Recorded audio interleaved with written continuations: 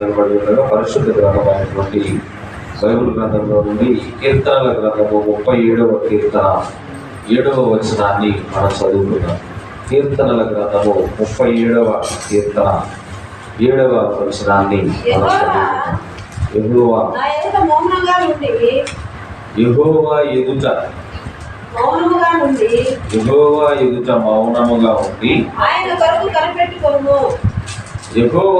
మౌనముగా నుండి ఆయన కొరకు కనిపెట్టుకొనుము. తన మార్గమున వర్ధిల్లు వాణ్ణి చూచి వ్యసనపడకము. దురాలోచనలు నెరవేర్చుకుని వాణ్ణి చూచి వ్యసనపడకము. చాలు. ప్రార్థన. పరిశుద్ధులైన తండ్రి మీకు స్తోత్రాలు.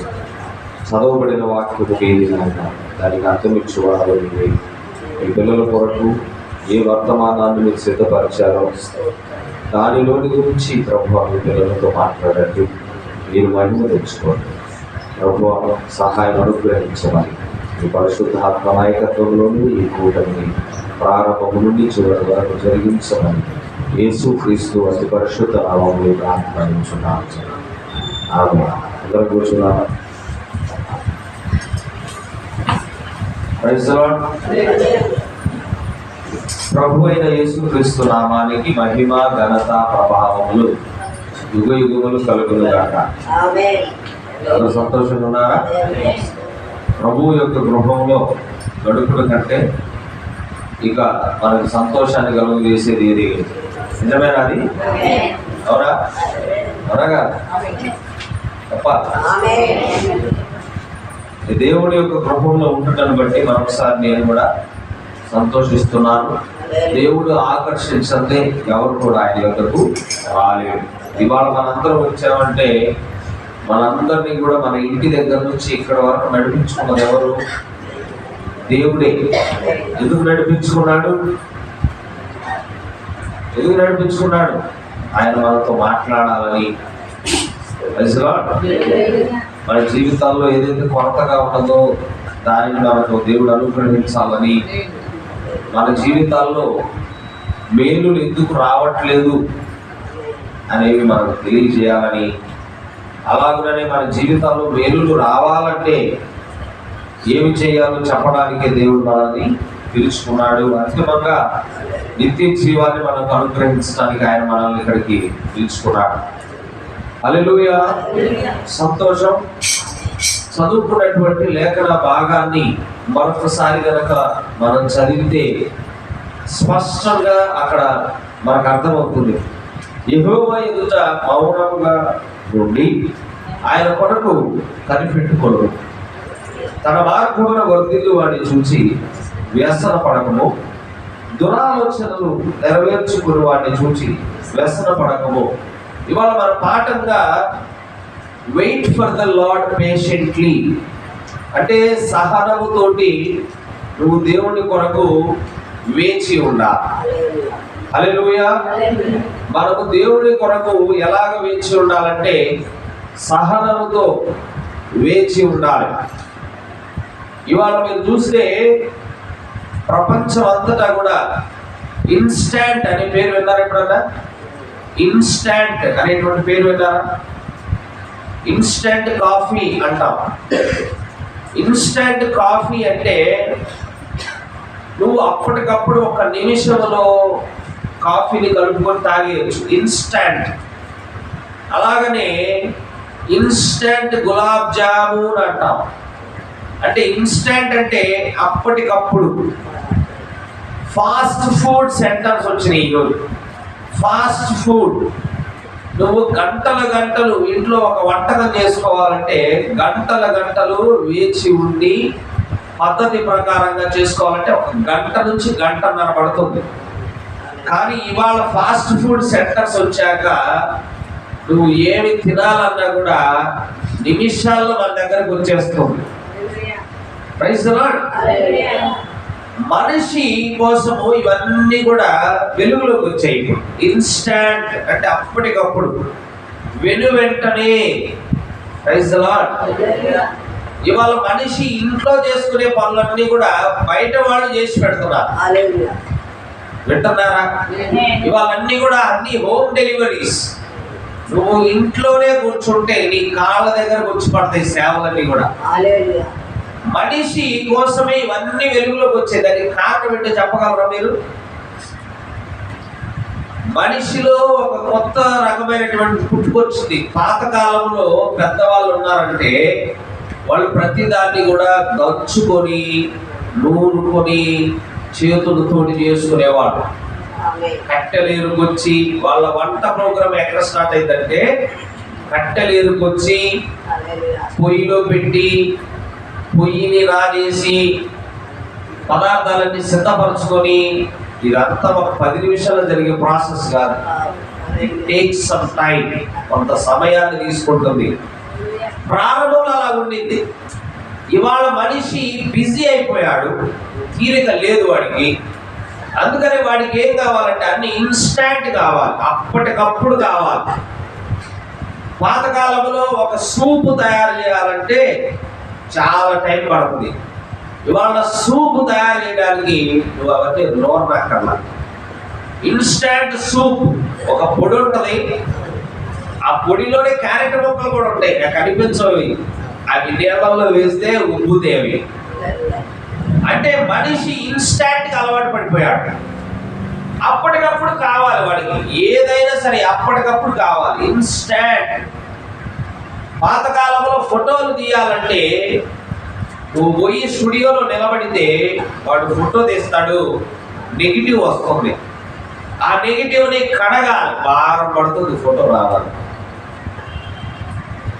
ఇవాళ ఫోటో అలా తీయగానే నిమిషాల్లో ఫోటోలు ఇచ్చేస్తున్నారు ఈరోజు. అన్ని ఇన్స్టాంట్. మనిషికి ఇవాళ అన్ని ఇన్స్టాంట్ కావాలి. Why? Because he lost his patience.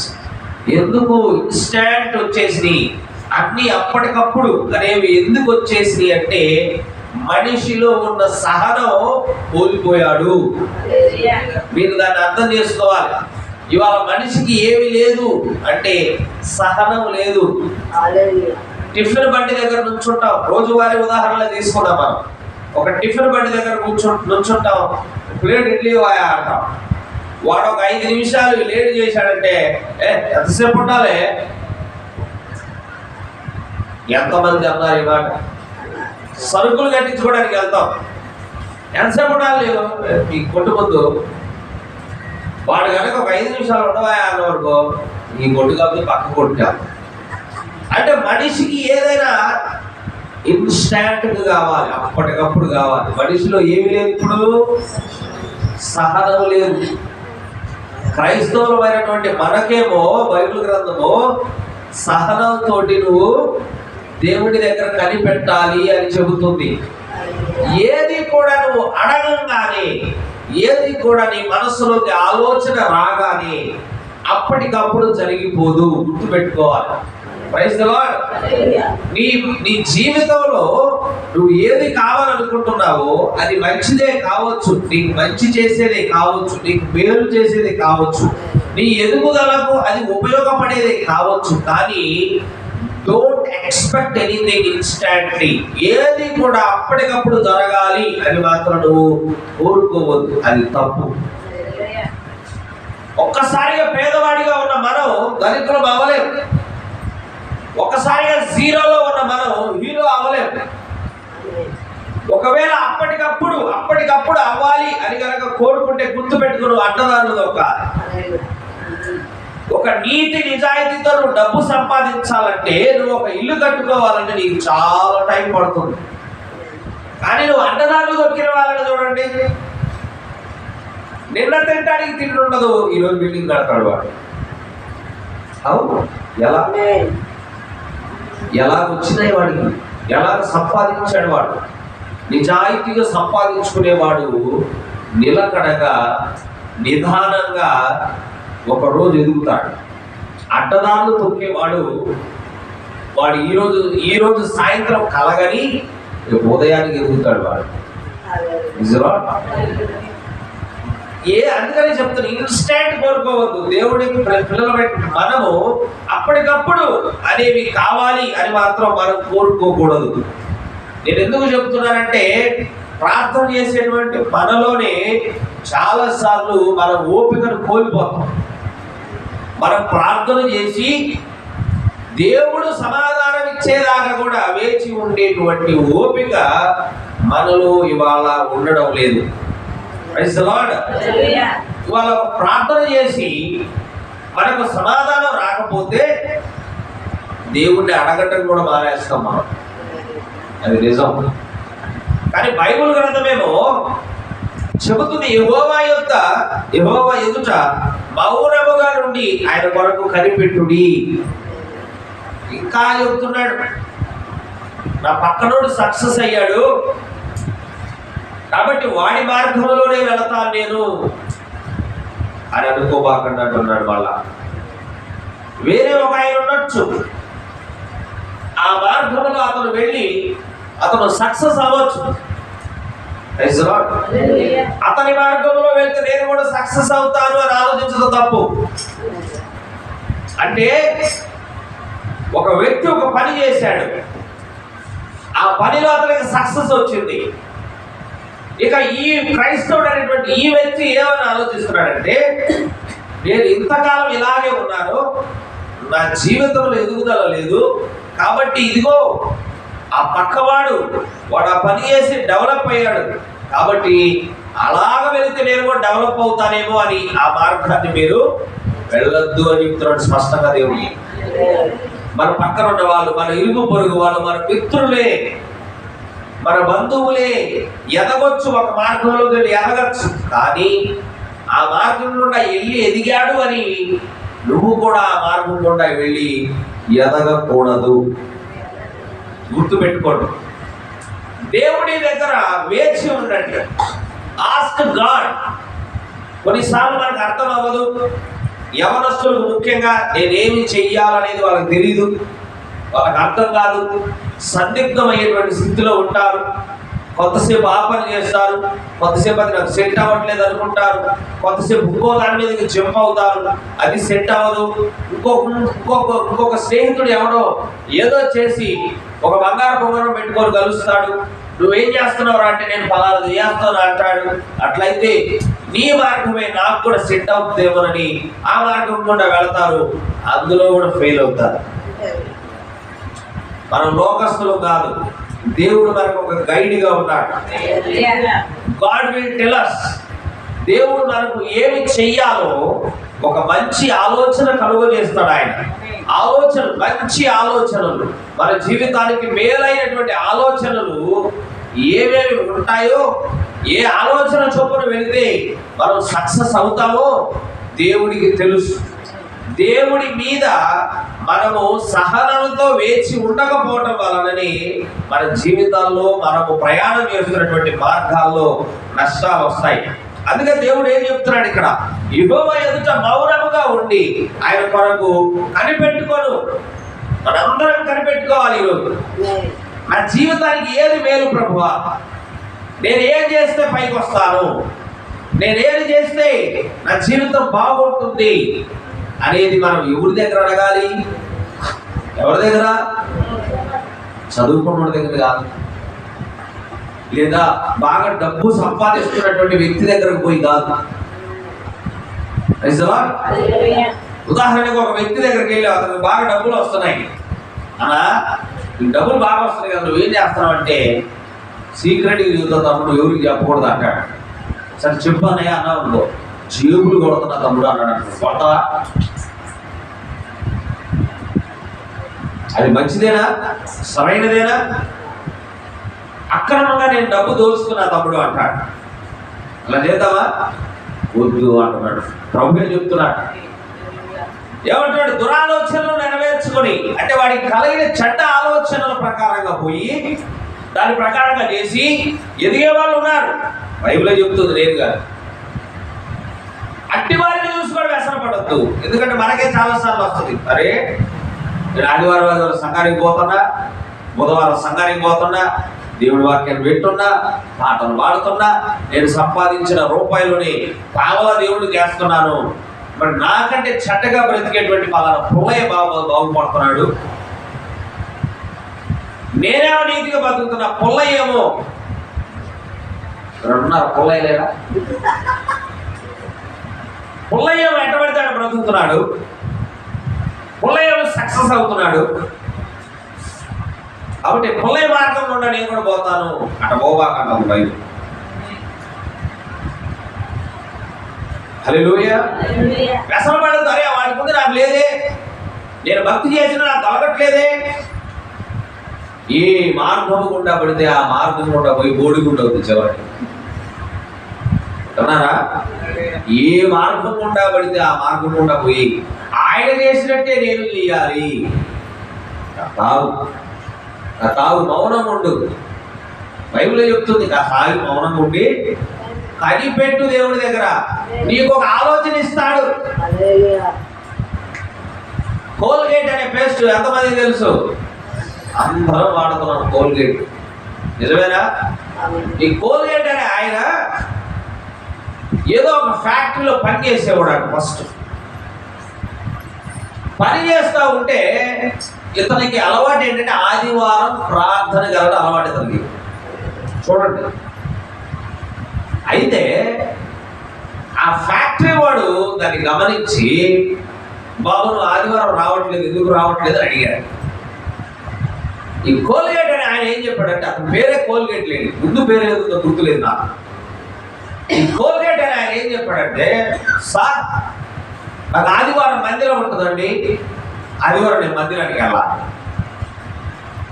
ఆదివారం నేను వెళ్ళి దేవుడిని స్తుతించి ఆయన ఆరాధించుకొని ఆయన వాక్యాన్ని నేను వినాలి, ఆదివారం నేను రాను సార్. అలాగైతే ఆదివారం నువ్వు ఫ్యాక్టరీకి రాకపోతే వచ్చే వారం నుంచి అంటే సోమవారం నుంచి నువ్వు ఇక పనికి రావాల్సిన అవసరం లేదన్నారు. ఫ్యాక్టరీ యజమానులు సింపుల్ గా చెప్పేశారు, ఏమని, ఇక ఈ ఆదివారం నువ్వు రాకపోతే పనికి సోమవారం నుంచి నువ్వు పనిలోకి రావాల్సిన అవసరం లేదన్నారు. చూడండి, కోల్గేట్ ఏం చేశాడు, అమ్మో నా కుటుంబానికి జీవనాధారం ఇదే కదా, మరి ఈ ఉద్యోగం పీకేస్తే నేను ఎక్కడికి వెళ్ళాలి, దేవుడే కదా, దేవుడికి తెలియదు ఏముంది, కాబట్టి ఆదివారం నుంచి నేను ఫ్యాక్టరీకి వస్తాను సార్ ఇక్కడంటే ఆదివారం పోతే నాకు $150 పోతాయి, లేదా నాకు $10 పోతాయి అనుకున్నాడా? మానుకొని ఆ రోజు ఆదివారం ఆరాధనకు వెళ్ళి ఆదివారం ఆరాధన చూసుకొని ఇంటికి వెళ్ళి ప్రార్థన చేశాడు దేవుడికి. ఏమని చేశాడు? ప్రభువా నాకున్న పని కూడా పోయింది ఇప్పుడు, హల్లెలూయా, నా కుటుంబానికి ఆ రోజు వచ్చేటువంటి ఆ జీతం కూడా పోయింది, ఇక నేనేం చేయాలి, నువ్వే చెప్పు. ఆదివారం పని మానుకున్న, ఉద్యోగంలో నుంచి పీకేశారు, నిన్ను ఆరాధించుకుంటే ఉద్యోగంలో నుంచి పీకేశారు నన్ను, ఇప్పుడు నాకు మార్గం ఎట్ట అని ప్రార్థన చేస్తా ఉన్నాడు. ఆయన దేవుడి మీదే ఆనుకున్నాడు. హల్లెలూయా. ఇంకొక పనికి పోతే ఆడ కూడా ఒక ఆదివారం రమ్మంటే ఇవన్నీ నాకు ఎందుకు, దేవుడిని అడుగుదా అసలు ఏం చెబుతున్నావు. ఓపికగా ఎదురు చూసి ప్రార్థన చేస్తే దేవుడు పళ్ళ పొడి కనిపెట్టు అని ఐడియా ఇచ్చాడు. ఏం ఐడియా ఇచ్చాడు? పళ్ళ పొడి, పళ్ళు తోముకుంటారు కదా, ఆ ఫార్ములా దేవుడు ఇచ్చాడంట, ఫార్ములా చెప్పాడంట, ఇది ఎట్లా ఇది ఎట్లా అని పళ్ళపొడి కనిపెట్టాడు. ఏ ఫ్యాక్టరీలో ఉద్యోగానికి చేరి ఆ ఉద్యోగం కోసం ప్రయాసపడ్డాడో అలాంటి ఫ్యాక్టరీలు కొన్ని లక్షలు పెట్టగలిగే స్థాయికి దేవుడు హెచ్చించాడు. దేనికోసం? ఎట్లా సాధ్యమైంది అది? ఎలా సాధ్యమైంది? He waited upon Lord patiently. దేవుని మీద సహనంతో వేచి ఉన్నాడు. దేవుడిని అడిగాడు, నేను ఎలాగెళ్తే సక్సెస్ అవుతాను, నేను ఎలాగెళ్తే ఎదుగుతాను అని ఆలోచన చేసి దేవుడి మీద ఆనుకుంటే దేవుడే ఒక ఆలోచన ఇచ్చాడు, పళ్ళ పొడి తీయవయ్యా. ఇవాళ కోల్గేట్ అనే పేస్ట్ లేని దేశం చెప్పు, లేని ఇల్లు చెప్పు చూద్దాం. గొప్పవాడైపోయాడు. ఇప్పుడు కోటీశ్వరుడు గారు ఏం చెప్పాలి, బిలియనీర్ అయిపోయాడు. అర్థమైందంటే ఇల్లు ఎక్కడ ఉంటుందో, బ్రష్ లేని చోట పళ్ళపొడైనా ఉంటుంది, బ్రష్ ఉన్న చోట కోల్గేట్ పేస్ట్ ఉంటుంది. గుర్తుపెట్టుకోండి. కొంతమంది చెప్పవచ్చు మేము వాడట్లేదు, క్లోజప్ వాడుతున్నాం అని. కూడా వాడతాడు నువ్వు వాడకపోయినా. అర్థమైందా? గొంతులో నువ్వు ఒకేలేనా ఉన్నాయి, వేరే ఇల్లు కూడా ఉన్నాయి. హల్లెలూయా. అందుకనే ప్రేమటువంటి దేవుడి పిల్లలు, మన ఎదుగుదల, మన భవిష్యత్తు దేవుడి చేతిలో ఉంది కనుక మనల్ని దరిద్రతలోకి విడిచిపెట్టేటువంటి దేవుడు కాదు ఆయన. మనం ఆలోచన చేయాలి, మన దేవుడు మనల్ని దరిద్రతలో విడిచిపెట్టేటువంటి దేవుడు కాదు. మనం చెప్తున్నాడు, సలహాలు కూడా ఇస్తున్నాడు. ఎప్పుడో వెళ్ళి వాడు ఆ మార్గంలో వర్దిల్లాడు అని నేను అంతే పోతాను, ఆపు కష్టం. ఎందుకు ఆగమంటున్నాడు? ఏమో ఆ మార్గం నీకు సరిపోకపోవచ్చు. హల్లెలూయా. వైద్యులు చూడండి, వైద్యులు నీకు ఇచ్చిన మందులు వేరే వాళ్ళకి ఇవ్వరు.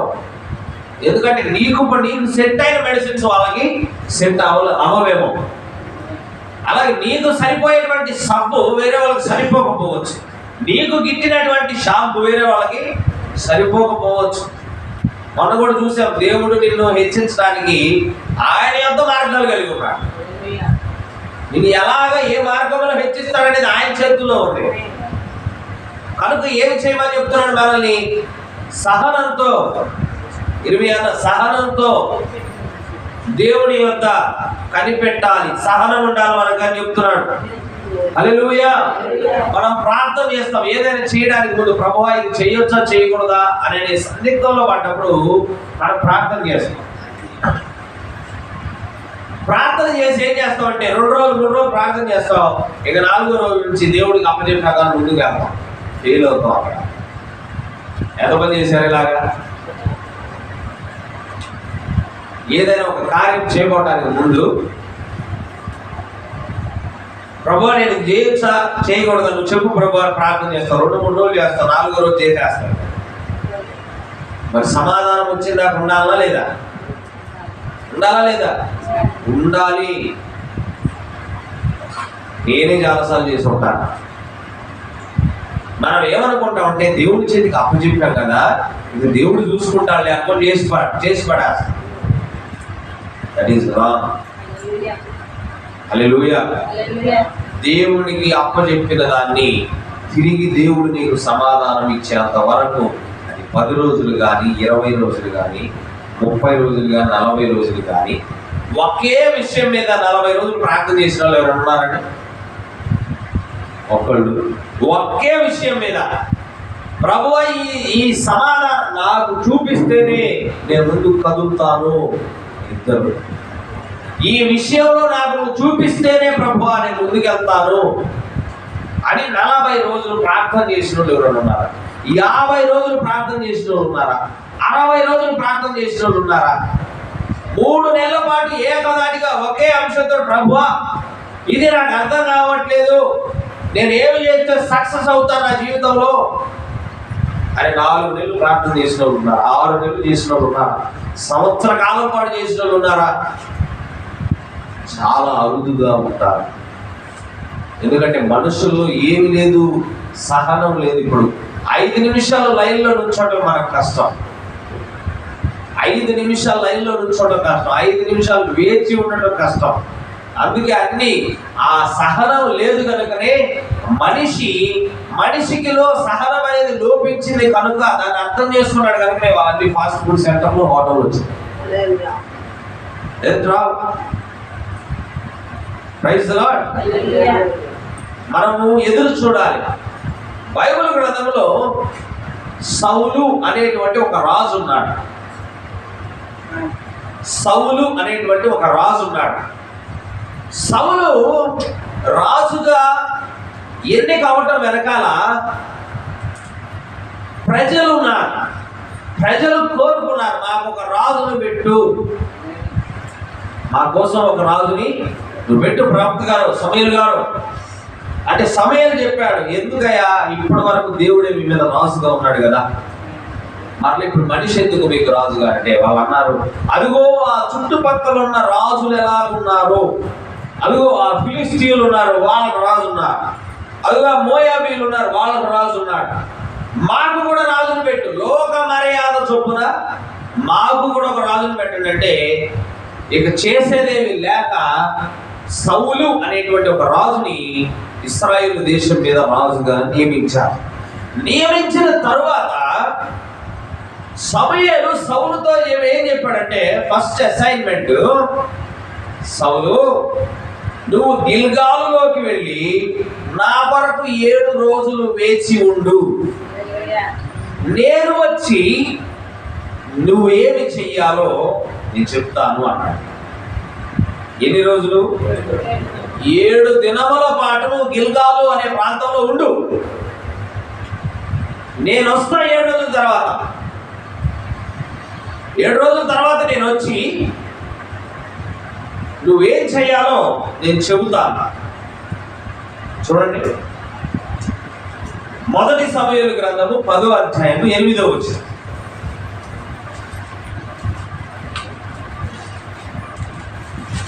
మొదటి సమూయేలు గ్రంథము 10వ అధ్యాయము 8వ వచనం. నాకంటే ముందు నీవు, సమూయేలు మాట్లాడుతున్నాడు ఇక్కడ, సమూయేలు సౌలుతో మాట్లాడుతున్నాడు. నాకంటే ముందు నీవు గిల్గాలునకు వెళ్ళగా దహన బలులను సమాధాన బలులను అర్పించుటకై నేను నీ యొద్దకు దిగివచ్చును. నేను నీ యొద్దకు వచ్చి నీవు చేయవలసిన దానిని నీకు తెలియజేయు వరకు 7 దినముల పాటు నీవు అచ్చట నిలవవలెను. 7 దినముల పాటు నీవు అచ్చట నిలవవలెను. నేను వస్తాను, దహన బలులు సమాధాన బలులు అర్పించడానికి నేను వస్తాను. ఎందుకంటే యుద్ధానికి వెళ్ళే ముందు వీళ్ళకు ఒక ఆనవాయితీ, అది దేవుడికి బలులు అర్పించి ప్రైజ్ ది లార్డ్ దేవుడి దగ్గర ఎంక్వైరీ చేసి ఈ సమయంలో నేను యుద్ధానికి వెళ్ళొచ్చు వెళ్ళకూడదా అనేది వాళ్ళకు ఉన్నటువంటి ఆనవాయితీ, వాళ్ళ విధి అది. ప్రవక్త చెప్తున్నాడు స్వయంగా, 7 రోజులు నువ్వు గిల్గాలులో ఉండు, నేను వస్తాను, బలులు అర్పించిన తర్వాత నువ్వు ఏం చెయ్యాలో నేను చెబుతాను అన్నాడు. రాజుగా ఎన్నికయ్యాడు కొత్త. హల్లెలూయా. గాడిదలు ఎత్తుక్కుంటూ వచ్చిన అతనికి, గాడిదలు పోతే గాడిదలు వెతుక్కుంటూ వచ్చిన అతనికి దేవుడు ఏం చేశాడు? పట్టాభిషేకం చేసి రాజుని చేశాడు. ఎంత నమ్మకం ఉండాలండి. దేవుడు మన జీవితంలో ఏదైనా ఒక మేలు చేసినప్పుడు ఆ మేలు వైపు చూస్తూ కృతజ్ఞత కలిగి ఉండాలి మనందరం. గుర్తుపెట్టుకోండి, అది చిన్నది కావచ్చు. ఒకరోజు నువ్వు తలనొప్పితో వేదన పడుతూ ఉంటే, ఆ తలనొప్పి కారణంగా నువ్వు బాధపడుతూ ఉంటే తలనొప్పిని స్వస్థపరిచాడు దేవుడు అనుకోండి. ఆ తలనొప్పిని స్వస్థపరిచాడు నా దేవుడు ఒక దినాన అని కృతజ్ఞత కలిగి ఉండాలి మనం. దేవుడు నీ జీవితంలో ఏ చిన్న మేలు చేసినా 10 మందికి చెప్పుకో. వింటున్నారండి? ఆ మేలును మర్చిపోకూడదు మనం. అయితే చిన్న పని చేస్తేనే మనం మర్చిపోకూడదండి. మరి ఇప్పుడు సౌలు జీవితంలో జరిగిన ఆ యొక్క కార్యం అది చిన్నదా పెద్దదా? గాడిదలు పోయినాయి. అయ్యో నా తండ్రి ఎత్తకమన్నాడు అని గాడిదల కోసం ఎదుర్కొంటూ వచ్చాడు ఆయన. ప్రవక్త పట్టుకొని గాడిదల సంగతి అట్టుంచు, దేవుడు నిన్ను రాజుని చేయమన్నాడు, రాజుని తీసాడు.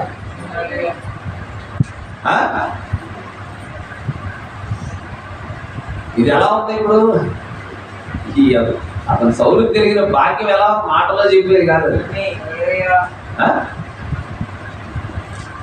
అంత భాగ్యాన్ని దేవుడు ఇస్తే చిన్న టాస్కే కదా చెప్పింది.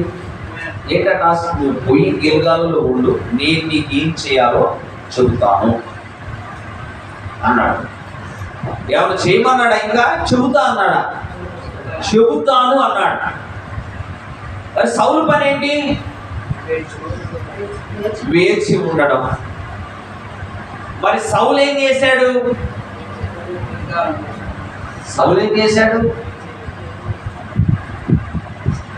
శత్రువులు మీదకు వస్తున్నారు,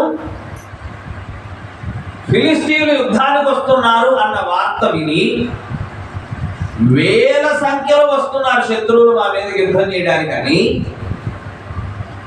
సౌలు చుట్టూ ఉన్నటువంటి సైనికులు భయపడి పారిపోతూ ఉన్న సమయంలో సౌలు ఏం చేశాడంటే, ఇక సమూయేలు రాడేమో, ఇప్పటికి 7 రోజులైంది కరెక్ట్గా, ఇక సమూయేలు రాడేమో, ఆలస్యం అవుతుంది, ఒకవేళ రేపు ఎల్లుండో వస్తాడేమో అనుకొని దేవుడికి అర్పించాల్సినటువంటి సమాధాన బలులు, దహన బలులు తీసుకురండి.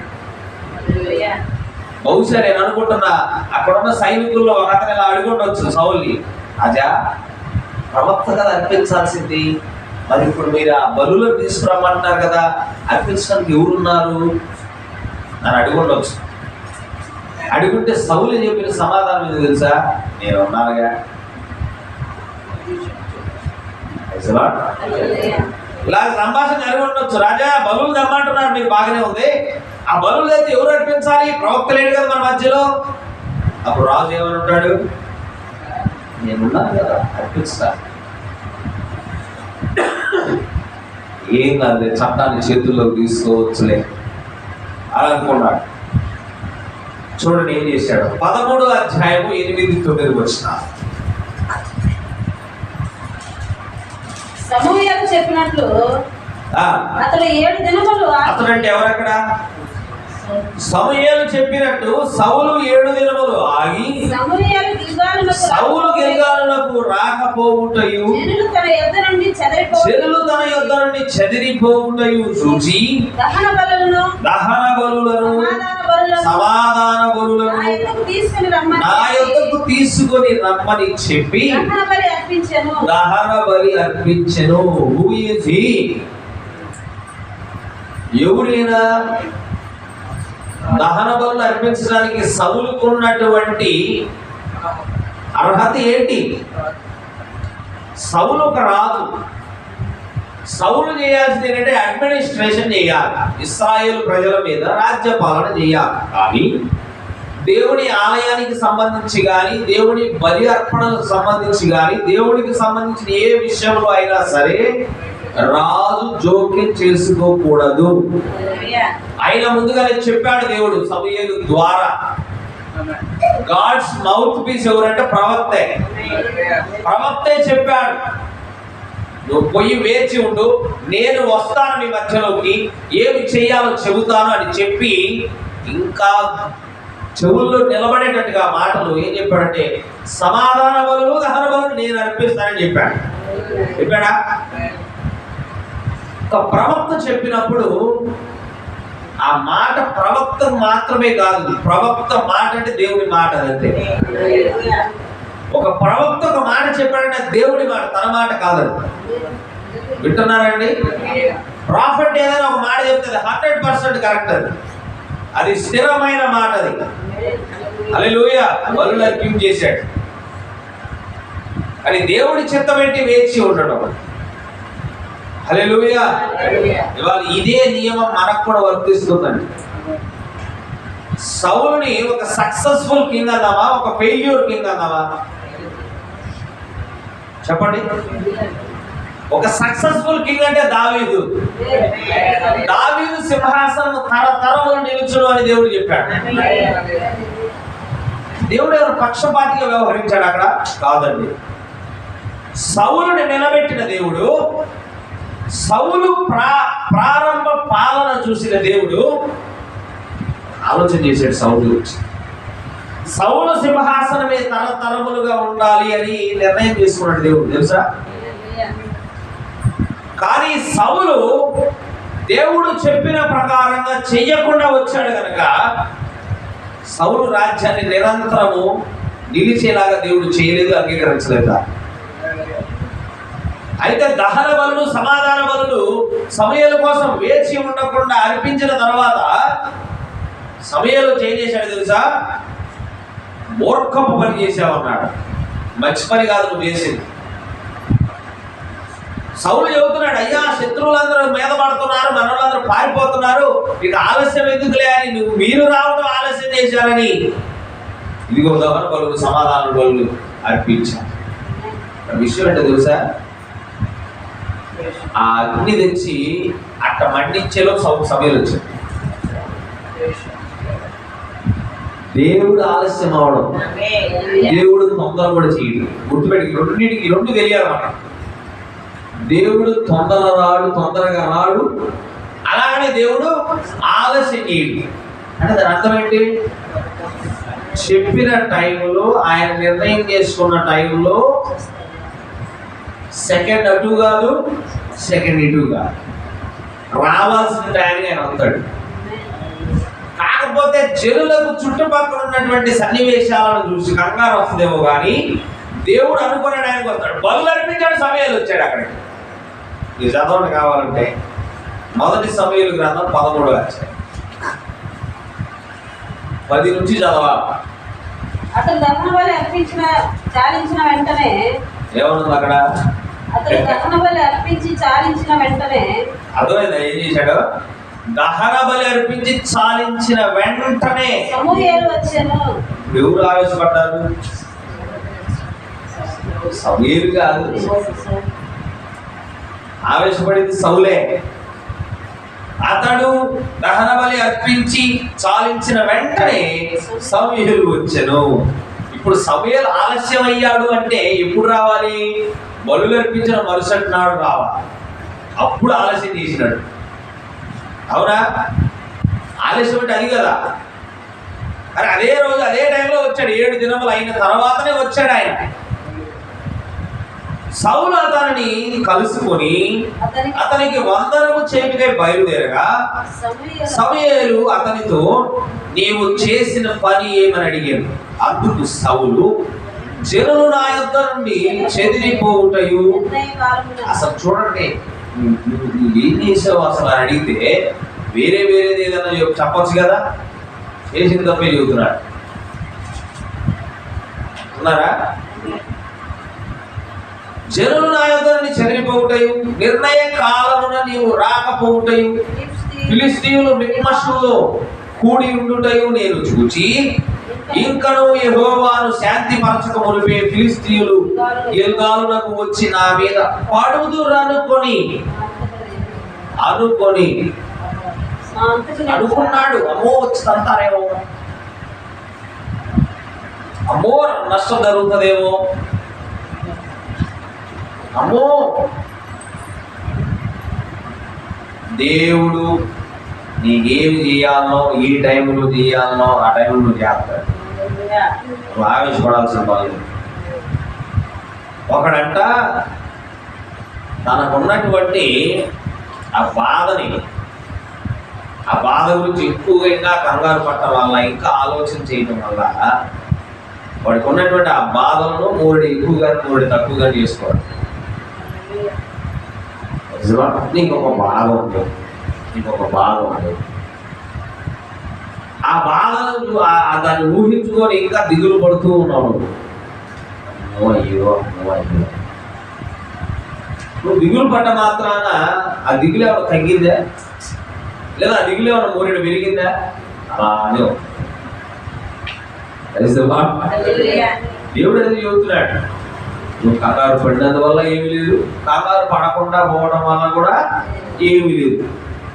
ఉదాహరణకి సౌలు తీసుకోండి. ఓడలో వెళ్తుంటే దూత వచ్చి చెప్పాడు ఈ ఓడ ఇప్పుడు బద్దలు కాబోతుంది అని. పౌలు అందరికీ చెప్పాడు ఓడ బద్దలు కాబోతుందని. అందరు గడగడ ఉడికిపోయారు. పౌలు ఏం చేశాడు? కూర్చొని రొట్టెలు కదా. తెలుసు ఆయనకి, దూతే వచ్చి చెప్పాడు కదా, అందరికి ఆహారం పంచుతున్నాడు ఆయన. ఏదండి ఏం కాదులే, ఓడ బద్దలైంది కానీ ఎవడం చావం, గుర్తుపెట్టుకోడు. దూత చెప్పాడు తినండి అన్నాడు. తినట్లా భయం లేదు తింటారు వాళ్ళు. మన మన మన బ్రెయిన్ అది చాలా పవర్ఫుల్ అయిన బ్రెయిన్. అది మన బ్రెయిన్, మన బుర్ర, మన మెదడు చాలా శక్తివంతమైనది. నువ్వు ఏదైనా ఊహించుకోగలవు, ఆ కెపాసిటీ ఉంది. నువ్వు అమెరికాలో విహరించినట్లు ఊహించుకోవచ్చు, ఎవరో వచ్చి నువ్వు చంపుతున్నట్టు ఊహించుకోవచ్చు. అదే భయాన్ని గురి చేసేది. అమ్మో నా బుద్ధిలోకి పోతే 10 మంది కలిసి నన్ను చంపితే. ఆ ఊహకి చాలా శక్తి ఉంది, అందుకే నువ్వు పోవు దాంట్లో. అంటున్నారా? పిల్లలకి టీచర్ అంటే బో భయం. ఆ మేడ చంపిద్దు అన్నయ్య అంత భయం పెట్టుకుంటారు. చంపిద్దు నిజంగా టీచర్ రేపు హోంవర్క్ చేయకుండా వచ్చినవే వాడి ఇంకా రాత్రి నుంచే భయపడతా ఉంటాం. ఎలా కుదురు జ్వరం వస్తుంది. కారణం ఏంటంటే టీచర్ చదువుతా భయం. వాడి ఊహే వాడికి జ్వరాన్ని తెప్పించింది. అంటే ఊహకు ఎంత శక్తి ఉంటుందో చూడండి. మన బుర్రకు ఎంత శక్తి ఉందో ఉదాహరణ చెప్తాను. నిమ్మకాయని కోసి దాని మీద ఉప్పు పిండి దాన్ని బాగా ఒత్తితే నిమ్మరసం వస్తుంది. దాన్ని నోట్లో పెట్టుకుంటే నోట్లో లాలాజలం ఊరుండాలి. ఇప్పుడు మాకు బాగా పిండి దాని మీద నిమ్మకాయ చల్లి దీన్ని ఊహించుకుంటేనే నోట్లో లాలాజలం ఊరుతుంది. అంత శక్తి కలిగిందండి మన బ్రెయిన్. అనుకున్నాడు సౌలు శత్రువులు వచ్చి నా మీద పడతానేమో అనుకొని ముందుగానే బలులు అర్పిద్దాము. నువ్వు ఆలస్యం చేసావు అనుకొని బలులు అర్పించామయ్యా. బహు గొప్ప పని చేసావులే అని అనలేదు ఆయన. చూడండి ఏమన్నాడు. అందుకు సమయం ఇట్లా నీ దేవుడైన యెహోవా నీకు ఇచ్చిన ఆజ్ఞను లేకొనక నీవు అవివేకపు పని చేసితివి. Foolish thing. నీ రాజ్యమును ఇశ్రాయేలీయుల మీద సదాకాలము స్థిరపరచుటకు. చూసారా ఎంత గొప్ప ఆలోచన చేశాడు దేవుడు. స్థిరపరచుటకు యెహోవా తలచి ఉండెను. అయితే నీ రాజ్యము నిలవదు. దేన్ని బట్టి? అవివేకపు పని చేశాడు. అవివేకం పని చేయడానికి ఒకటి ఉంది ఆయనలో. సహనం లేదు. దేవుని మీద ఆనుకొని ఉండటం అనేది లేదు. కీర్తనల గ్రంథం 37 అధ్యాయాలు మనం చదివినట్టుగా 37:7 చదివినట్టుగా మౌనముగా ఉండి ఆయన కొరకు కనిపెట్టుకొను అనేది ఉందా అక్కడ? ఆ మాట నెరవేరిందా అక్కడ? సౌలు జీవితంలో నెరవేరిందా?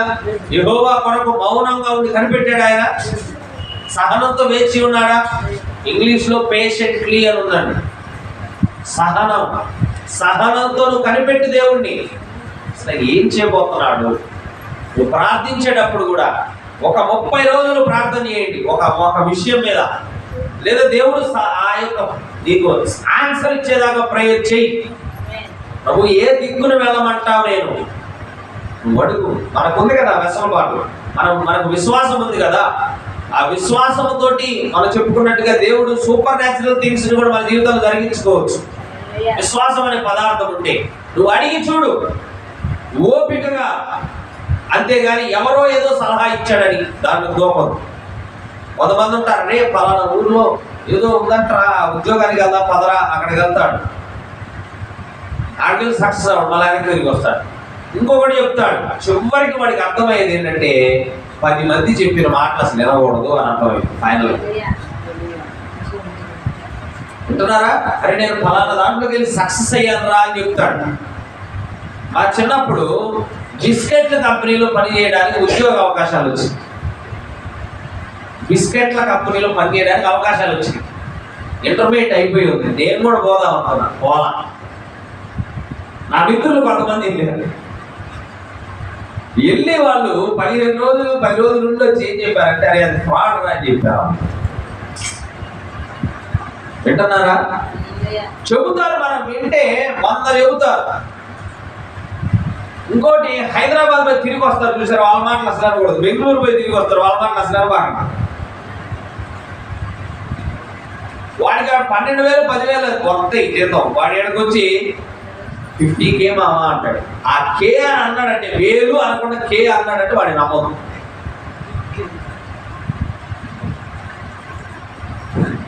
వింటున్నారా? సహజంగా జీతం వచ్చేవాడు అరే 20,000 వస్తుందా నాకు అని చెప్పాడు నమ్మడం తప్పలేదు. కానీ ఎవడైతే ఇంగ్లీష్ ఆల్ఫాబెట్ పెడతాడో జీతం వెనక కే అని ఎవడైతే పెడతాడో వాడి నమ్మకం.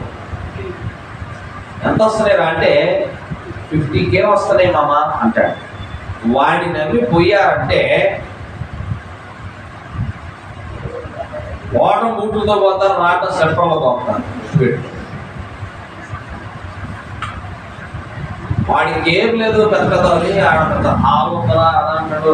పెద్ద మేము ఉండేది బంగాళారా అంటాడు. ఆడకి పోయిన తర్వాత ఏమో కనీసం సరిగ్గా స్నానం చేయడానికి దొడ్డి కూడా ఉండదు. ఆడకి పోయిన తర్వాత అర్థమైంది.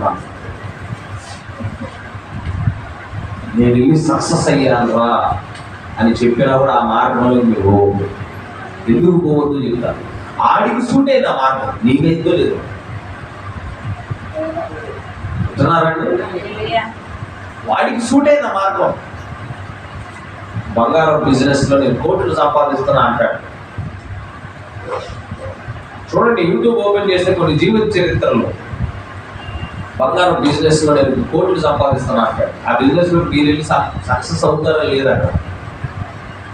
వింటున్నారా? అందుకని చెప్తాను, ఎవరినో చూసి వ్యసన పడద్దు. మీరు ఎవరినో చూసి వ్యసన పడద్దు. లేదా ఆ మార్గం గుండా ఆ అన్నయ్యలాగానే నేను చేసి నేను ఆ అన్నయ్యలాగా అవుతాను. రాంగ్, అది రాంగ్ అండి. అది ఆ అన్నయ్యకే సరిపోయింది. నీకేం సరిపోతుందో నీ దేవుడు అడుగు. నేను ఏం చేస్తే సక్సెస్ అవుతాను, ఏ మార్గంలోకి వెళ్ళాలి. Colgate one of the successful persons in the world. అవునా కదా? అవునా కదండి? అదే చెప్తున్నా, దేవుడిని అడగాలి. మనం దేవుడి కోసం అడగాలి. దేవుడి కోసం ఎదురు చూసే ఓపిక కూడా నీకు ఉండాలి. మా అమ్మ చెప్పింది మార్గంలో వెళ్తే సక్సెస్ అవుతానని, మా నాన్న చెప్పాడు. దేవుడు నిన్ను సక్సెస్ చేయడానికి నీ జీవితంలో నీకు ఇచ్చిన తలాంతులను బట్టి వాడుకొని సక్సెస్ చేయడం గుర్తుపెట్టుకోవాలి. హల్లెలూయా. ఇవాళ దాకా సక్సెస్ అయిన వాళ్ళని చూస్తే వాళ్ళకి వచ్చిన పనులు చేసుకొని సక్సెస్ అయ్యారు తప్ప రానిది చేసుకుని కాదు. దేవుడు కూడా అంతే, నీ తలాంతలలో నుంచి నిన్ను ఉపయోగించుకొని నేను గొప్పవాడిని చేసుకుంటాడు. హల్లెలూయా. అనుసరించేటువంటి ఆలోచనల మీద 100 మంది 100 రకాల ఆలోచనలు ఇస్తారట. అన్నిటి వైపు ఉరకద్దు, ఎదురు చూడు. 100 రకాల ఆలోచనలు ఇచ్చే వాళ్ళు ఉండటం మంచిదే, కానీ అందులో మేలైనది నీకు ఎలా తెలుస్తుంది? ఆలోచన చేస్తున్నారా? అందులో మేలైనది 100 ఆలోచనలు ఉన్నాయి, అందులో మేలైనది నీకు ఎలా తెలుస్తుంది? Then we must seek the help of God. అప్పుడు దేవుడి యొక్క సహాయాన్ని మనం అర్థించాలి. సలహాలు ఇచ్చే వాళ్ళు ఉంటారు. ఎరా బోరా అంటాడు, అటు పోయి నువ్వు ఫెయిల్ అయ్యావు, మళ్ళీ వాడి అంటాడు ఫస్ట్. వాడికి చేత కాలేదు. ఎవరైతే మీకు మార్గం చెప్పారో ఆ మార్గంలోకి వెళ్ళి నువ్వు జీరో అయ్యావు అనుకోండి, ఈ పెద్ద మనిషి నీకు సలహాలు ఇచ్చిన పెద్ద మనిషి నీ మీద నెప్ప మోపుతాడు, తప్పు మోపుతాడు. ఏమన్నా తెలుసా? వాడికి చేత కాల, మిగతా వాళ్ళు సక్సెస్ అయ్యాడు, ఈడెందుకు గాడు అంట. హల్లెలూయా. అందుకని నువ్వు ఎటు వెళ్ళాలో నీకు మార్గం అర్థం కానప్పుడు నువ్వు ఆగు, మౌనంగా ఉండు, దేవుడి దగ్గర అడుగు, నేనేం చెయ్యాలి. ఈ మాట యవనస్తులకే కాదు, పెద్దవాళ్ళకు కూడా వర్తిస్తుంది. నేనేం చెయ్యాలి? దేవుడు అబ్రహామా, నీ తండ్రి ఇంటి నుండి, నీ దేశం నుండి నువ్వు బయటికి రా, నేను నిన్ను గొప్పవాణ్ణి చేస్తాను. Praise the lord. నీ సంతానాన్ని విస్తరింపజేస్తాను, నిన్ను గొప్ప జనాంగంగా మారుస్తాను అని చెప్పాడు దేవుడు. అబ్రహాము ఏమి పట్టించుకోకుండా బయటకు వచ్చాడు. బయటకు వచ్చిన తర్వాత he is waiting for the promise to fulfill. దేవుడు అబ్రహాముతో చేసిన వాగ్దానములు నెరవేర్పు కోసం అబ్రహాము ఎదురు చూస్తున్నాడు. ఏమిటది? నాకు సంతానం కలుగుతుంది. 75 సంవత్సరాల వయసు వచ్చింది, నాకు ఇప్పటికీ సంతానం లేదు, కానీ దేవుడు చెప్పాడు నాకు సంతానాన్ని ఇస్తాడని. కాబట్టి ఆ సంతానాన్ని ఇస్తాడని ఎదురు చూస్తూ ఉన్నాడు. ఎదురు చూస్తూ ఉంటే చాలా కాలం అయిపోయింది, ఇప్పటికీ సంతానం కలగకపోతే భార్య వచ్చి చెబుతుంది ఇప్పుడు సలహా. ఏమని? అయ్యా, ఇక నాకు పిల్లలు పుట్టే అదృష్టం లేదులే. ఏమంటుందావా? నాకు ఇక పిల్లలు పుట్టే అదృష్టం లేదులే, కానీ నా దగ్గర ఒక దాసి ఉంది, ఆ దాసితో పాటు నువ్వు, ఆ దాసి ద్వారా అయినా నీకు దేవుడిని పిల్లగాడిని ఇస్తాడేమో. చదివితేనే అర్థమవుతాయి లేఖనాలన్నీ. ఆదికాండం 15:4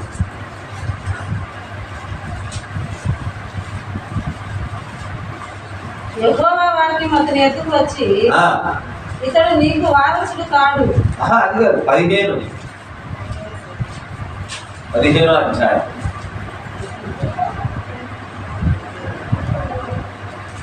అదే యెహోవా ఒకడు నాకు వారసుడని చెప్పగా యెహోవా వారిని అతని ఎద్దుకు వచ్చి ఇతడు నీకు వారసుడు కాడు, నీ గర్భవాసమున పుట్టబోచున్నవాడు నీకు వారసుడు అగునని చెప్పాను.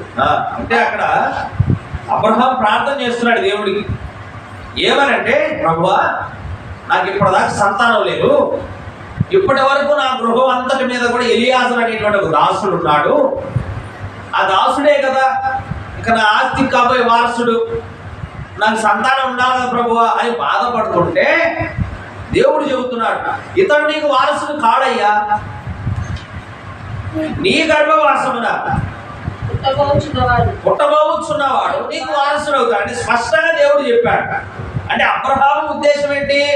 ఇప్పటి వరకు నా గృహం మీద దాసుడిగా ఉన్నాడు, పెద్ద కొడుకుగా ఉన్నాడు, నా ఇంటి మీద పనులను చూసుకున్నాడు, ఇక నా ఆస్తి కాబోయే వారసుడు నేనేగా, ఈ ఎలియాజరే కదా అని అనుకున్నాడు అబ్రహాం. అని దేవుడు కరెక్ట్ చేశాడు. అక్కడ దేవుడు అంటున్నాడు, ఈ ఎలియాజరు కాదు నీ సంతానం, నీ వారసుడు ఎలియాజరు ఎందుకు అవుతాడు? దేవుడు నీకు సంతానాన్ని ఇస్తానంటే నీ ఇంటి పక్కన నుండి నీ బిడ్డను చేయడు ఆయన. అర్థమవుతుందండి? దేవుడు స్పష్టంగా అబ్రహాము చెప్పాడు, ఏమని? నీకు సంతానాన్ని ఇస్తానని చెప్పాడు. సంతానాన్ని ఇస్తానంటే నడిచొచ్చే కొడుకుని తెచ్చి ఇవ్వడు, లేదా నీ ఇంటి పక్కన ఉన్న ఆ బాబుని నీ కొడుకుని అనుకోవాలంట ఆయన.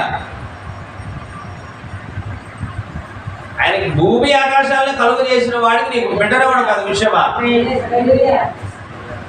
అయితే అబ్రహాం అనుకుంటాడు, బాధపడుతున్నాడు, ప్రభువా 12వ అధ్యాయంలో పిలిచావయ్యా, ఇప్పుడు 15వ అధ్యాయం ఇది,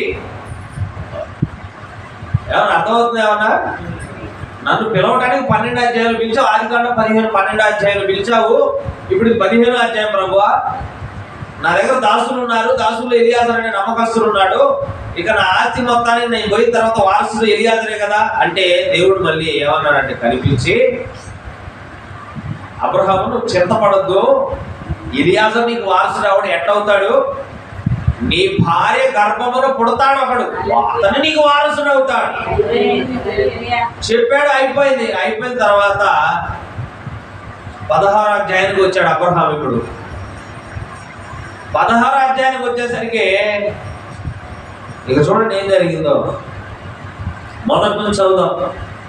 అబ్రహాము భార్య అయిన శారాయి అతనికి పిల్లలు కనలేదు. కానీ వాగ్దానం ఉందా? వాగ్దానం అయితే ఉంది. కానీ ఉండే కొద్ది ఏమవుతుంది? అధ్యాయం తర్వాత అధ్యాయం, అధ్యాయం తర్వాత అధ్యాయం ఏమవుతుంది? మనకేమో ఇదిగో ఇక్కడి నుంచి ఇక్కడ చూపు తిప్పుకుంటే చాలు, కానీ అక్కడ అధ్యాయం నుంచి అధ్యాయానికి వచ్చేసరికి వాళ్ళు ప్లేసులు మారుతున్నారు, వాళ్ళ వయస్సులు మారుతున్నాయి. మనం సింపుల్ 12వ అధ్యాయం 13 అనుకుంటాం, కానీ అక్కడ 12 నుంచి 15కి వచ్చేసరికి 100 సంవత్సరాల వయసు వస్తుంది ఆయనకి. మనమే పేరు విప్పుతున్నాం, ఆయన వయసు ఏం పైబడుతుంది. అయితే ఇక్కడ శారా పిల్లల్ని కనాల, ఆమెకు హాగరు అని ఐగుప్తురాలని దాసి ఉండెను. కాగా శారాయి, ఇదిగో నేను పిల్లలు కనకుండా యెహోవా చేసి ఉన్నాడు. చూడండి ఏమనుకుంటున్నా, నేను పిల్లలు కనకుండా యెహోవా చేసి ఉన్నాడు. నీవు దయచేసి, అసలు దేవుడు ఎందుకు చేస్తానంటే దేవుడే అంటున్నాడు కదా, నీ భార్య పిల్లలు కన్నదని దేవుడే చెప్పినప్పుడు శారా ఏమనుకుంటుంది? నేను పిల్లలు కనకుండా దేవుడే చేశాడు, నన్ను గొడ్రాలు చేసింది దేవుడే, ఇక జరగదులే, నేను పిల్లల్ని కనటం ఉండదులే, కానీ రా నేను ఒక ఆలోచన చెబుతా అని రా ఆలోచన చెబుతారా నీకు. నా దగ్గర ఐగుప్తురాలు అయినటువంటి ఒక దాసి ఉంది, నువ్వు దయచేసి ఆ దాసితో ఒకవేళ ఆమె వలన నాకు సంతానం కలగవచ్చునని అబ్రాహాముతో చెప్పాను. చూడండి షార్ట్ కట్ ఇది, షార్ట్ కట్ ఇది. దేవుడేమో శారా ద్వారా నీకు ఇస్తాను అని చెప్పాడు, కానీ శారా వచ్చేది అవుతుంది దేవుడి ద్వారా అయితే నేను నీ విత్తనమేగా, యువతము ఏమను చిత్తమేమో, ఆమె పుట్టిన బిడ్డ ఆమె బిడ్డ అవుతుంది, అంతేనా? సరే పోని పంపించావు, బాగానే ఉంది, పుట్టిన తర్వాత ఏమన్నా నేను లెక్క చేసినావా? హాగర్ ఏమన్నా హాగర్ బిడ్డను కన్నది. చూడండి తర్వాత ఏమైంది. అబ్రహాము కనాను దేశంలో 10 ఏళ్ళు కాపురం ఉన్న తర్వాత అబ్రహాము భార్య అయిన శారాయి తన దాసి అయిన హాగరును ఐగుప్తీయురాలిని తీసుకొని తన పెనిమిటి అబ్రహాము భార్యగా ఉండునట్లు అతనికి ఇచ్చాడు. అతను హాగరుతో పోయినప్పుడు అది గర్భవతి ఆయన, అది దాని గర్భవతి అయితేనని తెలుసుకున్నప్పుడు దాని యజమానురాలు దాని దృష్టికి నీచమైనదాయను. ఇంకేంటి, నా గర్భవాసమున అబ్రహాము లాంటి గొప్పవాడైనటువంటి వారసుడు వస్తున్నాడు. ఇప్పుడు ఇంటికి రాని ఎవరు? ఆఖరైన నేను కాదు. నువ్వు చేసుకున్నాడు కరెక్టే, కానీ నువ్వు పరిపూర్ణం ఎప్పుడవుతావు? ఆ యజమానుడికి సంతానాన్ని మోసినప్పుడు నువ్వు అవుతావు. ఇప్పుడు నీకు లేదు ఛాన్స్. నేను ఓనర్, నా వారసుడు, నా పెద్ద కొడుకు అవుతాడు. తర్వాత చూడు, ఇప్పుడు ఇదేంటి, ఎవరిచ్చిన ఆలోచన ఇది?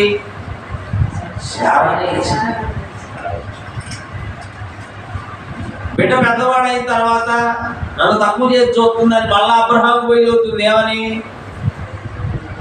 దాసిని దాని కొడుకుని బయటికి వెళ్ళగొట్టు, నేను కదా నీ భార్యని. ముందు చెప్పింది ఎవరు? అనని చెప్పింది ఆలోచన. ఆమె అనుకుంది నా దాసి కదా, ఆ కొడుకు నాకు వారసుడు అవుతుందేమో అనుకున్నది, కానీ అది అవ్వాలి, జరగదు. నీ కొడుకు నీ మాట పక్కన వాళ్ళ మాట అంటాడా? జరగదు. ఇప్పుడు దేవుడి దగ్గరికి వెళ్తున్నాడు అబ్రహాం. మళ్ళీ అది ట్విస్ట్. అంటున్నారా? దాసితో పోవాలన్నప్పుడేమో పోయాడు, దేవుడిని అడగొచ్చుగా, ప్రభు నా భార్య మన దాసితో పోమంటుంది, ఆమె ద్వారా నాకు సంతానం ఎత్తాను అడగొచ్చుగా, అడగల. ఇప్పుడు దేవుడి దగ్గరికి వెళ్ళి అయ్యా బయటికి అలా కొట్టమంటుంది నా పెద్ద కొడుకు, నేను ప్రేమిస్తున్నాను ఇష్మాయిల్ని అని అబ్రహాం ఏడుగుతా ఉంటే దేవుడు ఏమన్నాడు? ఇప్పుడు వచ్చి నా దగ్గరకు వచ్చి ఎందుకు అడుగుతావు? నీ భార్య మాట వెళ్ళిపోవాలి. స్టార్టింగ్ మరి భార్య మాటే కదా. అందుకని don't follow short cuts. Short cuts వద్దు. ఎవరో ఏదో చెప్పారని దేవుడు వాగ్దానానికి వ్యతిరేకంగా దేవుడు నీకు బిడ్డనిస్తానంటే చెద కాదు. The right time he will give you. మనం కంగారు పడితే, ఇప్పుడు నువ్వు కంగారు పట్టవను, ఆవేశపట్టవను, అమాంతంగా మామిడి విత్తనం వేయగానే తెల్లారిపోతుంది నీకు మామిడి కాయలు రావు. నువ్వు విత్తనం ఇప్పుడు వేసావు, నీళ్ళు ఇప్పుడు పోసావు, సాయంత్రానికి మామిడికాయలు కాయాలంటే కాస్తాయా? తొందర పడతాం. నీకు తొందర ఉందని ఆ విత్తనానికి ఏమన్నా తెలుసా? నీకు తొందర ఉందని, నేను తొందర కావాలనుకున్నావు అనేది ఏం నువ్వు అమాంతం విత్తనం వేసావు, పెద్ద మొక్కై మానై వెంటనే నీకు కాయలు కాసి ఇవ్వదు. దేనికైనా ఓపిక అవసరం. ఒక కొట్టుకి వెళ్ళినప్పుడు చదివారు, కస్టమర్లకు విజ్ఞప్తి అని రాసి అక్కడ రాశాడు, నువ్వు నీకు తొందర ఉందని, నీకు అర్జెన్సీ ఉందని నువ్వు విత్తనం వేయగానే వెంటనే అది రానవదు, దేనికైనా సమయం కావాలి, ఓపిక కావాలని రాశాడు. ఇప్పుడు ఉపయోగపడింది. హల్లెలూయా. ఓపిక కావాలి. శారా సలహా ఇచ్చింది, అబ్రహాం ఫాలో అయ్యాడు, కానీ దాని ద్వారా ఏమైంది? ఎంత నష్టం జరిగింది తెలుసా? ఇప్పుడు బాంబులు వేసుకుంటున్నారు ఒకరి మీద ఒకరు. మరి ఎవరు? ఇష్మాయిల్ సంతానము, ఇస్సాకు సంతానమేగా. ఇప్పుడు యుద్ధాలు ఎలా? ఎవరండి? వాళ్ళే కదా. అన్నదమ్ములు వైరమే. అప్పుడు కూడా పాలు విడిచిన తర్వాత అన్నప్రాసన ఫంక్షన్ చేస్తా ఉంటే పెద్దోడు చిన్నోడిని హేళన చేస్తున్నాడు.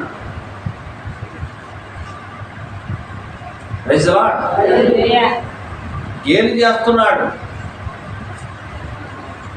ఇప్పుడు కూడా జరుగుతుంది అది. ఇప్పుడు యుద్ధాలు కారణమైంది అదే కదా. ఏది? షార్ట్ కట్ లో వద్దాం అనుకుంది, షార్ట్ కట్ లో ఇస్మాయిల్ తెచ్చిపెట్టారు. కానీ మరి ఇస్మాయిల్ గురించి దేవుడు ఏమన్నాడు? ఆశీర్వదించాడు, నీలో నుంచి రాజులు వస్తారు అబ్బాయి అన్నాడు.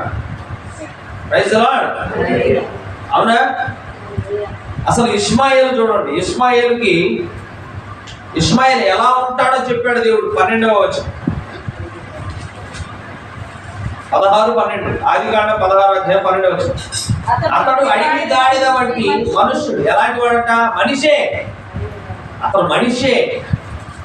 Wild donkey of a man అన్నారు ఇంగ్లీష్ లో. మనిషే గాని మనుషులలోనూ గాడిద లాగుంటాం. అడవి గాడిద వంటి వాడవు అన్నాడు. అంటే నిజంగా గాడిదని కాదు, ఆ అడవి గాడిద స్వభావం గలవాడు అని అర్థం. ఇంతకీ అడవి గాడిదకు ఉండే స్వభావం ఏంటో తెలుసు? అడవి గాడిదకు ఉండే స్వభావం ఏంటో తెలియాలంటే తలలు పైకి తినాలి. నాకు అడవి గాడిదకు ఉండే స్వభావం ఎలా ఉంటుంది అని తెలుసుకోవాలంటే నా వైపు తల ఎత్తి చూస్తే అర్థం అవుతుంది. ఎందుకంటే అడవి గాడిదలు తల ఎత్తమంట. ఇక్కడ ఉన్నది, అడవి గాడిదలను నియంత్రించలేము అంటే, అడవి గాడిదలు అంటే వాటిని అదుపు చెయ్యలేము, అవి మాట వినవు. అడవి గాడిదలు స్వాతంత్రంగా ఉండడానికి ఇష్టపడతాయి. ఇండిపెండెంట్ అంటే ఒక యజమానుడి కింద ఉండటం అవి ఇష్టపడవు. తర్వాత హార్డ్ టు కంట్రోల్. ఆ అడవి గాడిదను అదుపు చేయటం చాలా కఠినంగా ఉంటుందట. అవి కఠినమైనవి, వాటిని అదుపు చేయటం విట్రాట్ అడిపోతాయి. తలొచ్చంటే తలెత్తుంది, తలెత్తంటే తల దించుతాయి. తర్వాత leaves freely in the wilderness. అరణ్యంలో స్వేచ్ఛగా ఏ భయం లేకుండా, ఏ భక్తి లేకుండా తిరుగుతాయి అంట అవి. హల్లెలూయా. అంటే ఏం చెబుతున్నాడంటే వాటిని అదుపు చేయలేము, అవి యజమానుడి కిందకి రావడానికి ఇష్టపడవు. 3 వాటిని కంట్రోల్ చేయడం, వాటిని నియంత్రించడం చాలా కష్టం. ఇంకా ఫుల్ ఆఫ్ కాన్ఫ్లిక్ట్. ఎప్పుడు కయ్యానికి కాలు దువ్వుదామా అని అనుకుంటే అంట. ఇశ్రాయేలు దేశం చాలా నిర్మలంగా ఉంటుంది. మనోడేమో ఖాళీ ఉండకుండా ఒక బాంబే చూద్దామని వేస్తాడు. మరి వీళ్ళేమో యుద్ధానికి దిగితే వీళ్ళు సింహం లాంటి వాళ్ళు. సింహం ముందు గాడిద పనికి వస్తుందా? ఇశ్రాయేలీలు సింహాలు లాంటి వాళ్ళు. నువ్వు అడవి గాడిదవే కావచ్చు, సింహం ముందు అడవి గాడిద పనికి వస్తుందా? మళ్ళా ఇప్పుడు అదేంటంటే కదిలించుకొని తనులు తినటం అని. అయ్యాని కాలు నువ్వేమో బాగానే ఉంది, వచ్చి పన్యాతో కొడుతుంటేనేమో మళ్ళీ కాళ్ళ బేరానికి వస్తాంటవి. యుద్ధం ఆపు చేయండి, యుద్ధం ఆపు చేయండి అంటారు. ఇవాళ చెబుతున్నా వినండి మీరు. న్యూస్లో ఇశ్రాయేలు గురించి వచ్చే అన్ని కూడా తప్పుడు వార్తలే చెబుతారు. ఇశ్రాయేల్ సైన్యం ఓడిపోతుందంట, ఇరాన్ భీకర దాడి చేసిందంట, అన్నీ అవుతాయి. ఒక్కటి నిజం లేదు కాదు. అర్థమవుతుందా? ఇశ్రాయేలుకి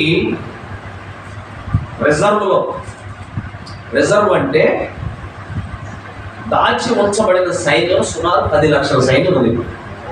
వాళ్ళు రంగం మీద లేరు. ఇప్పుడు రంగం మీద మనకు కనిపించేది 1,00,000 మంది, శత్రు దేశాలకు కూడా కనిపించేది 1,00,000 మంది. ఆ 1,00,000 మందిలో 12 మంది తగ్గారంట. దానికి న్యూస్లో ఏమని పెట్టాడంటే ఇశ్రాయేల్ ఓడిపోతుందంట, ఇశ్రాయేల్ సైన్యం పని అయిపోయిందంట అని పెట్టాడు.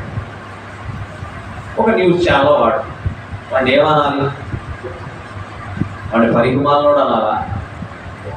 వాడు శపితుడై ఉండాలి. ఎవడంటే దరిద్రుడు శపితుడై ఉండాలి.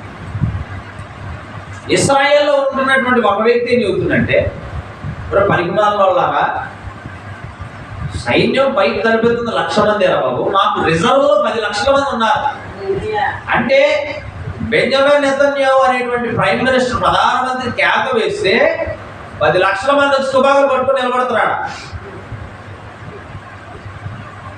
సైన్యం తక్కువ ఉందని అనుకోవద్దు.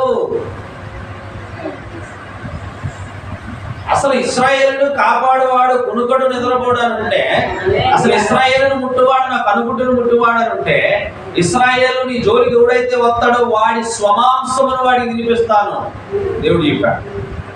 అంటే వాడి కాళ్ళు వాడు తినాలి, వాడి చేతులు వాడు తినేటట్టు చేస్తానేను అన్నాడు. వాడి మాంసం వాడే తినేటట్టు చేస్తాడు దేవుడు. వింటున్నారా? నేను ఈ కాన్ఫ్లిక్ట్ గురించి చెప్తున్నా. ఇష్మాయేలు పుట్టాడు, మంచిదే. కానీ దానివల్ల ఏం మంచి జరిగింది? మంచి ఏమో కానీ చెడే ఎక్కువ జరిగింది. ఇప్పటికి స్టిల్ అప్పుడు ఏర్పడిన వైరం ఇప్పటికీ కొనసాగుతూనే ఉంది.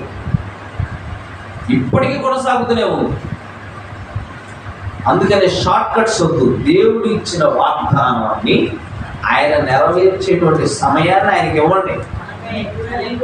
నీ జీవితాన్ని దేవుడు బాగు చేస్తాడు అని చెప్పాడు అనుకోండి, ఆయన్ని వర్క్ చేయనివ్వండి, దాని మీద ఆయన పని చేయనివ్వండి. ఆయనకు అప్పగించుకొని నువ్వు మౌనంగా ఉండండి. నీ మార్గములన్నిటి మీద కూడా ఆయనకు అధికారాన్ని ఇవ్వండి. ఆయన్ని చేయనివ్వండి పని.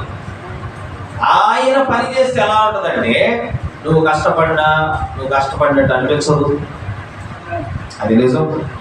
నువ్వు కష్టపడినా గుర్తుపెట్టుకోండి, దేవుడు అమాంతంగా నీకు వెంటనే నీ చేతిలో కోహినూరు వజ్రాన్ని తెచ్చిపెట్టడం. నిన్ను కష్టాల ద్వారానే, నువ్వు కష్టం ద్వారానే నీ కష్టార్జితాన్ని అనుభవించేటట్టు చేస్తాడు.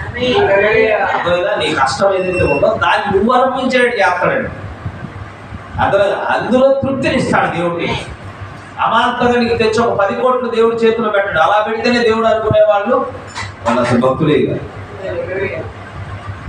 వేచి ఉండాలి దేవుడి కొరకు. కనిపెట్టండి. ఎవడో ఏదో మార్గంలో వెళ్ళి సక్సెస్ అయ్యాడని, అరే వీడు అన్యాయం చేసి కూడా పైకి వచ్చాడు, దేవుడికి తెలియదా? ఇది దేవుడికి అన్నీ తెలుసాడు. కానీ ప్రతి వాడు చేసిన పనికి వాడి జీతాన్ని పొందుకోవాలి. నీకు అవసరమా? అది అవసరమా? ఒకడెవడో కీడు చేసుకుంటూ బతికాడు, పెద్దవాడు అయ్యాడు, చివరికి వాడు విత్తిన దాన్ని వాడు పొందుకోవాలి. హల్లెలూయా. అందుకోసం ఎవరినో చూసి వ్యసన పడద్దు. నిన్ను హెచ్చిస్తాడు ఆయన. నువ్వు ఓపికగా ఉండు, ప్రార్థన చెయ్యి, రిజల్ట్ వచ్చేదాకా వేచి ఉండు. హల్లెలూయా. దేవుడి మీద ఆనుకొని ఉండు, సహనంతో ఉండు దేవుడిని హెచ్చించేదాకా. ఆయన బలిష్టమైనటువంటి హస్తము కింద మనం ఏం చేయాలంట? నేను మనసుకులే ఉండాలి. వేచి ఉండు చాలు. తగిన సమయం అందరిని హెచ్చిస్తాడు ఆయన. తగిన సమయం అందు నన్ను హెచ్చిస్తాడు. తగిన సమయం అందు మనల్ని హెచ్చిస్తాడు ఆయన. You need not to worry. Don't expect any instant things. వెను వెంటనే కావాలి అనే దాని గురించి ఆలోచన చేయవద్దు. Let us give time to God. దేవుడికి సమయాన్ని ఇద్దాం. Let us hand over all our ways to God.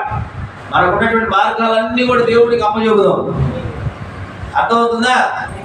Let us pray till God responds. ప్రార్థన చేద్దాం దేవుడు స్పందించేదాకా. దేవుడు స్పందించకపోతే ఆగొద్దు. మళ్ళా ముందుకు పోదాం. దేవుడు ఇస్తాడు. నమ్ముతున్నారా? మన దేవుడు మనకు సమాధానం ఇచ్చే దేవుడు అని నమ్ముతున్నారా? దేనికోసం ప్రార్థన చేశావు? నెరవేర్చే ఉంటాడు దేవుడు. ఒకటి నెరవేర్చినట్టే కదా, ఇంకా నెరవేరుస్తాడు ముందు. దానికోసం వేచి ఉందాం. దేవుడు మనలను గొప్పవారిని చేయడానికే మంచి ఉద్దేశాలు కలిగి ఉన్నాడు. అంటున్నారండి? నీతిగా బ్రతుకు చాలు, వాక్యానుసారంగా జీవిస్తే చాలు. దేవుడి పరిశుద్ధమైన మాటలను మన హృదయంలో ముద్రించిన గాక. అందరం పైకి లేచి నిలబడి